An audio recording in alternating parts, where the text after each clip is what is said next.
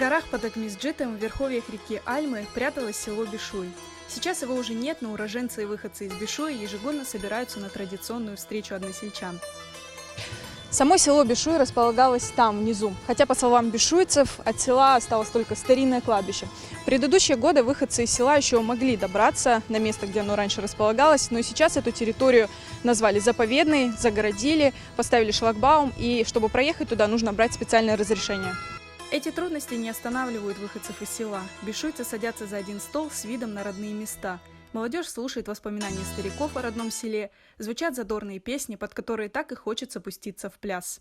Зия Казанчуков – один из старейших уроженцев Бишуя, ему почти 90, поэтому он хорошо помнит родное село. Bizim köy Bişu içine 10 klas mektep var idi. Hepsi rayon halkı bu Simferopol rayon Tatarçasına gelip Bişu'da internatlar var idi. İnternatlarda yaşayıp 10 klasını bitirdiler bizim köyde. Bu Kırım içine Susir degen hayvan var idi. Suda aman akşam karanlıkta düşmezden alına köyge düşer. Onu biz herkesin onda sıyır var idi.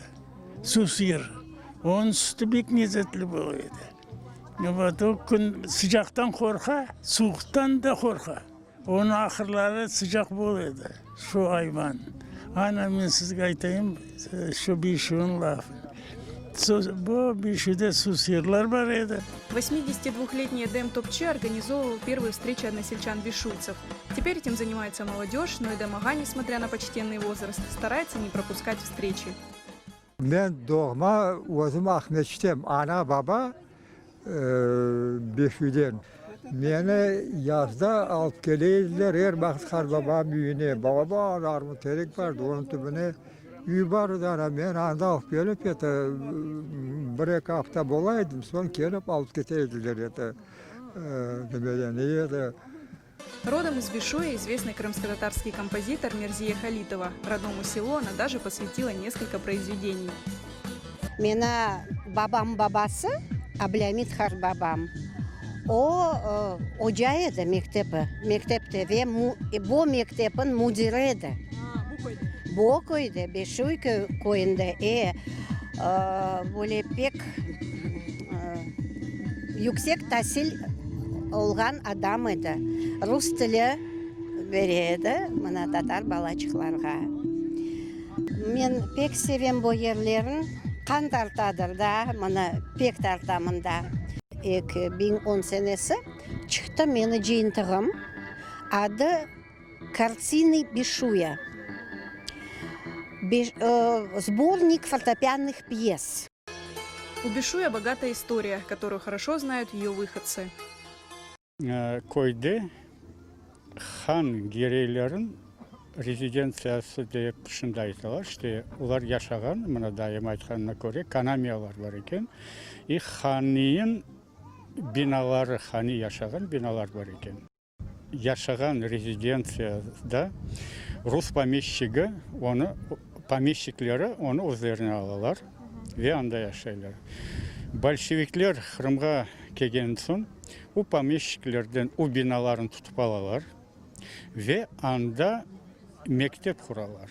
Mında balaban çok olgan komur tapıla ve Ahyar yolun, demir yoluna узкоколейка проект yapıla.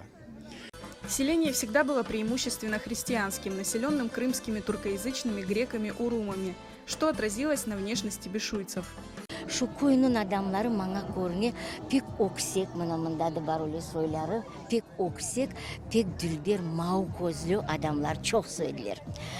Apayları da alalarım güzelçik, bir tonkimi çırtami лица ediler. Biz endi gelecek nesil olgan gibi biz de tırışamız, aytamız ki baba taraflarga galiba bizlerde azıcık olsa da oşağandırmız. Во время войны Бишуй сожгли немцы за помощь населения партизанам. Çıkarıp verdiler, köyümüzde yaktılar. Alıp olan şeyin aldın arabayı yüklep çıkıp gitti babamlar arabalarının.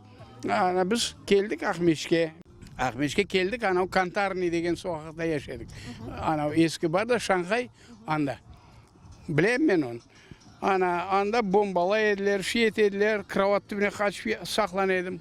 Қоншыларын қайсын үйіне тапсам, анда бомбешка болса, кімнің үйін тапасың, анда кіріп кетесің кроват түбіне.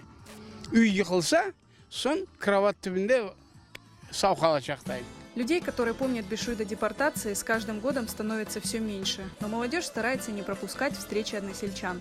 В 1968 году мы вернулись сюда, в Крым, но нас повторно выслали в Новоалексеевку, Херсонской области. Больше 20 лет приезжая на встречу односельчан, отцовских односельчан Бишуй. Вот. И очень мне нравится, ежегодно приезжаем, и даже много лет приезжали с Новоалексеевки. После депортации крымских татар село Бишуй получило новое название – Дровянка, и новых жителей. Правда, просуществовала Дровянка недолго. В 60-е годы село уже упоминалось как фактически исчезнувшее.